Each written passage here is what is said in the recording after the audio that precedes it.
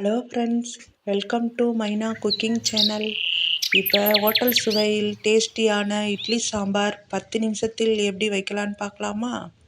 பாசிப்பருப்பு சிறுபருப்பு 50 கிராம், காய்கறி கத்தரிக்காய் 1, உருளைக்கிழங்கு சின்னமா 1, கேரட் 1, பீன்ஸ் 2, முருங்கைக்காய் 1, தக்காளி 1, சின்ன வெங்காயம் 50 கிராம். பருப்பு 50 கிராம் எடுத்ததுனால சின்ன வெங்காயம் அதே அளவுக்கு 50 கிராம் எடுத்துக்கணும்.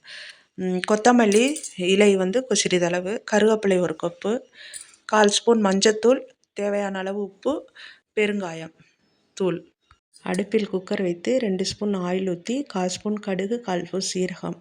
கடுகு வெடித்தவுடன் கருவேப்பிலை, பச்சை மிளகாய் போட்டு சின்ன வெங்காயம் முறித்து வைத்ததை போட்டு வதங்கினவுடன் தக்காளி, காய்கறி நறுக்கி வைத்ததை போட்டு வதக்கி 2 டம்ளர் தண்ணி ஊற்றி பருப்பு ஊற வச்சதை அதை போட்டு 3 விசில் அடிக்க விட்டால் சுவையான hotel style idli sambar ready.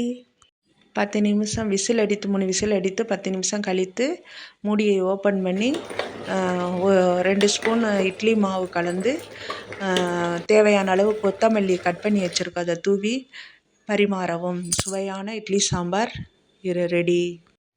Thank you friends. இந்த சேனலை லைக் பண்ணுங்கள், ஷேர் பண்ணுங்கள், சப்ஸ்கிரைப் பண்ணுங்கள்.